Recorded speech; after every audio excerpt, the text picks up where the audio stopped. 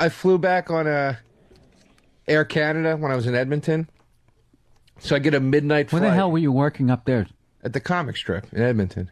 You never did that club? In Edmonton? Yeah, Edmonton, Alberta. Oh, yeah, I did a run through the fucking Yukon territories. I figured I'd do Edmonton after that. You get off the plane, you get on a sled, 10 dogs. What does it look? Club. Doesn't it just all look like New Hampshire? It looks like Jersey. That's so disappointing. Looks like Jersey. I hate that, man. That's what I always say in every city I go. I thought I was going to see this. I go, it looks like fucking New Jersey. Dude, when I went to Amsterdam, the first thing I got off, I saw it was like a Dunkin' Donuts and Heineken. They're over there, like 10 different. I wanted to see people in like wooden shoes and like windmills. Dude, hold on. Just a bunch of guys with tight jeans on. That's when I was in Alaska. Bicycles. I thought I was like Alaska. Wow, it's going to be all snow and tundra. Yeah, canoes made out of beaver. Yeah, people with beards. Yeah, I thought I was going to see one of those guys with the big backpacks with all the animal skins on and all that. Sad shit. Eskimos with whale blubber on their cheeks. Dude, I got up there. It looked like Camden. Oh, it stunk. Oh, it's beyond it. Yeah, it's the same fucking TGI Fridays. They didn't even have Except it's just dark out at 1 in the afternoon. That lets you know you're in Alaska. They didn't have that. They didn't even. That was They had none of the amenities that you would expect to be like living in Alaska, but it didn't look like Alaska. Like if you can't get to anything cool and there's snow and igloos and shit, you'd be like, wow, this is really. Yeah. But when it just looks like like a Delaware and you can't get to anything cool, that's like awful, dude. Where'd you play? Chilkoot Charlie's? Yeah. I was like, do you guys got a record store around here? Well, we got a bookstore. They sell some UCD. You're like, oh, for Christ's sake. What's in the bookstore? How to start your own mine? How to continue hiding from the law and your ex-wife? Yeah. So, dude, I take Air Canada back from Edmonton, right? I get on a midnight flight from Edmonton. Sounds like a bad song. It's supposed to midnight flight from Edmonton. It connects in Toronto, right? And there's a 3-hour layover in Toronto. But I'm like, I'd rather a feature act story. I'd rather just get on the plane and get the hell out of. There's no direct flights, so I'm like, I'd just rather get out of there than stay in the hotel. So I fly into Toronto. Take a bus to Thunder Bay. Yeah, it's like 7 a.m. It's 5 minutes before boarding or whatever, right? They come on the speaker. Ladies and gentlemen, we regret to inform you your flight to New York has been canceled. Right? So I'm like, son of a bitch, right? So I go up to the guy at the desk. I'm already mad. I'm like, dude. So you know why you're already mad, Joe? I go, you couldn't tell us more than 5 minutes before the flight? Like, you literally didn't know that till 5 minutes before boarding? Why didn't you tell us earlier? So we all could have started to make other arrangements. Well, we just found out. And then they give you such a line of horseshit, right? So then I go, all right, so give me a ticket. Now, how you feeling right now, Joe? Scale of 1 to 10, where's the red? I'm literally already at 8. You're at 8. Already, right? So I go,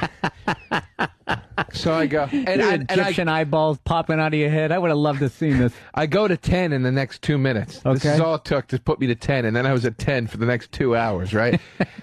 I go, all right, well, then put me on the next flight. And he goes, well, it's going to be the next one or the one after that. Not everybody's going to fit on the next one. And he talked in that little sing-songy voice? Okay, so now you're up to 9. I go, look, I need to get on the next flight. I got to get back to New York. I have, like, stuff I need to do there today. It's a very important whatever. And he goes, well, you're going to have to wait to see if I can get you on this flight. And he goes, did you check a bag?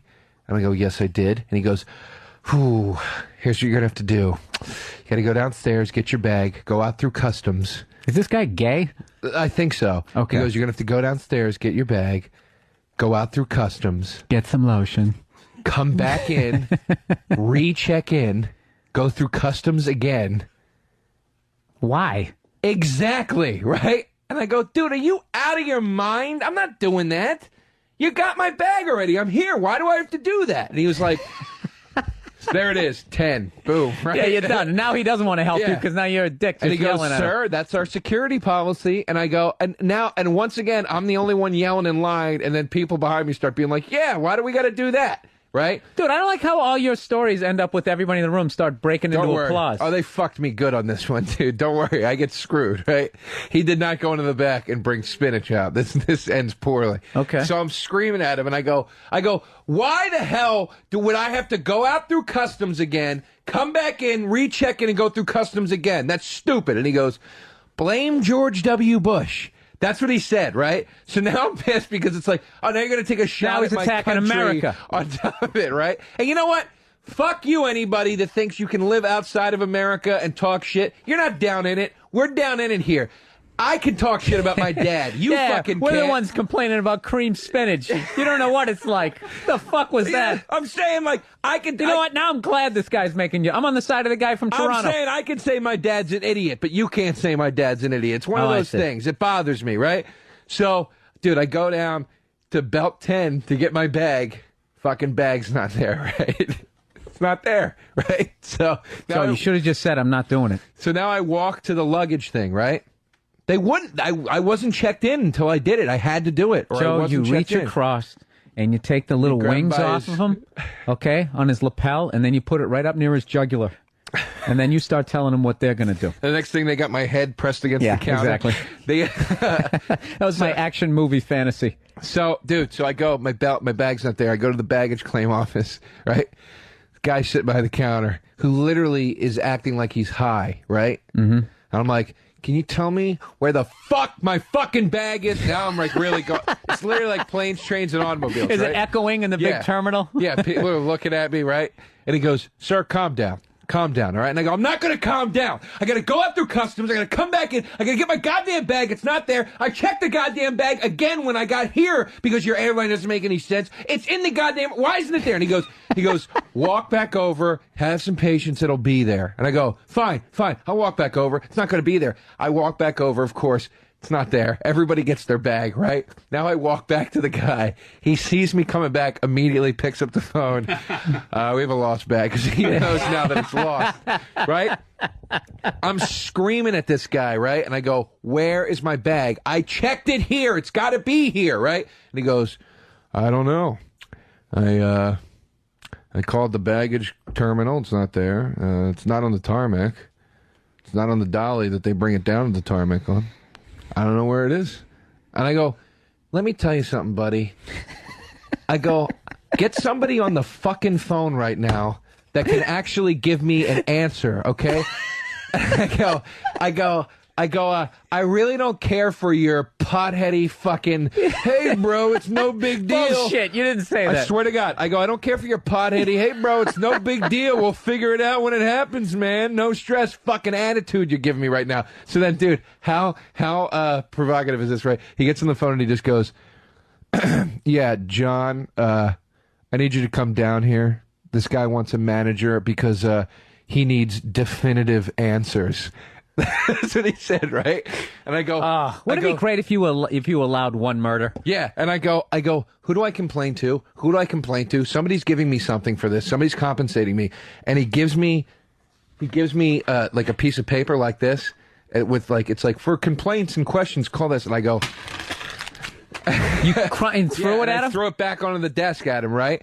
And I go, what is your name? And he goes, Michael.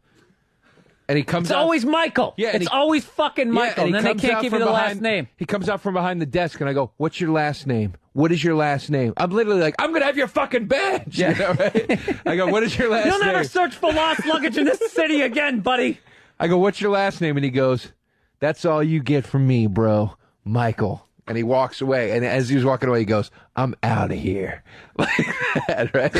Did the studio audience start applauding at that point? Exactly. Oh, and they walk through that fucking door where they just disappear. Yeah, exactly. It's always one of those kitchen doors that kind of flaps back and forth. It's like the heart rate of your dream of getting your bag, and as it slowly stops, that's where it ends. Like old-timey saloon doors. Yeah, there you go. Exactly. Thanks for rescuing me there. I really just had a brain cramp. I'm like, it's like I'm trying to do hand motions on the radio. Huh? You guys know what I'm talking about?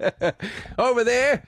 So then that was it. So then they didn't find my bag. I had to. But my question is, a very nice man from Air Canada came to my aid and was like, "I'm really sorry." And then, did you play Mr. Nice Guy with the next guy? No. So Michael. Here's what I did. I went upstairs. Right? They go like he's fucking Clint Eastwood in those spaghetti westerns. He doesn't have a goddamn name. The manager came, right, finally, and he goes, dude, this is unacceptable. I'm sorry what you've been put through. He's like, look, you're booked on the next flight. You're on it, okay? He goes, so go upstairs. Your bag's going to get there, dude. It'll be there within an hour prior or after to you getting there. So just go. It's going to be fine. And so I go upstairs, and there's this lady behind the desk, and I go, yeah, I need to get on this. I need to check in for this flight. She goes, too late. You only have an hour. You got to be here an hour before the flight leaves in 45 minutes. I go, miss, put me on the goddamn flight right now. And she goes, too late. I go, you don't understand. Nobody said watch your language. I go, you don't understand. I was kicked. They canceled the other flight. Now I'm put on this. You understand? And I start like screaming like that. And she goes, all right, fine. And she's booking it, right? And then she goes, it's a little full. I don't know if you're going to get on. I go, I'm booked on the flight. They just told me I'm booked on the flight. And she goes, sir, you're on standby. Like, really, cunt? You're going to get an attitude with me because your fucking airline gave me faulty information? Just to feel the fucking right hook right across there, just feeling the jaw shatter. Yeah, I have that joke in my act where I say, and this was one of those moments where I go, I want to punch her in the fucking face. Right. And not just a normal punch. I want to do like the fucking Terminator punch where my fist goes through her head. Joe, in a perfect world. And comes out in a perfect world. I'm right there with you. I'm fucking right there with you. My friend in college used to tell me his hate fantasies. He said that Tarantino thing. Oh. And he would get so worked up. He goes, I got so mad. I fantasized that I took 2 knives and I stabbed them so hard through the guy's chest that it stuck him to a wall. Another one he had, he goes, I got so angry. I fantasized that I reached into his throat and grabbed each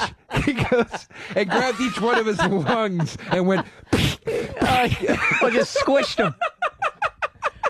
Oh, that's great. Dude, I have those all the time. What's the 4-year-old thing? Oh, dude, I'm sitting on the plane. I got the middle seat, so I'm already in a bad mood, right? And I'm sitting there. Of course, it's this big conspiracy about, somehow I had a window seat and then, I don't go on the internet. I never do the internet thing, so the corporation's fucking me. So I already got that whole thing going on in my head. I'm sitting in the middle seat, and of course, there's some fat fuck sitting next to me. His whole, what are those cookie batter ice creams? That stuff fat people eat? Yeah, where it's like, it's not good enough just to eat ice cream. They got to add another thing that makes you fat and mix it in there. Heath Bar Crunch. Those people. So his whole fucking late night snacks are just spilling. And you're one of those guys, he can't even put the fucking arm down, So he's literally taking 40% of my chair. So this lady comes down the aisle, and she's got this little toddler, 4 or 5 years old. Right. And it's obviously his first flight. And the kid is freaking out. He's like, they're doing this shit, and she's babying him. All right. Rather than being like, look, just shut up. You're gonna be fine. Whatever. Slap him in the head like they did back in the 70s, right? Pre-Oprah, before they turned everybody into a pussy, right? So she's going. She goes, okay, just sit by the window. I don't want to sit by the window. You sit by the window. So she sits by the window, gives into that. So that takes the anger up another notch. And then he's sitting there and he's going, hold me. Literally saying, hold me. So she holds him and he's going, hold me tighter. Hold me tighter. We're just fucking sitting there, right? So I'm terrified of flying, Joe. At this point, I'm like praying for turbulence on my own flight. Like, I literally want, like, everything but the fucking wings to snap off. I want this kid, like, I literally do it. I wanted to reach over the seat. Like, I'm thinking, what if I just pile drive punched him on the... I really wanted? I just wished his mother would look the other way and I somehow had, like, a devil mask. I could just stick my head between his teeth and just scare the shit out of him. I fucking hated this kid.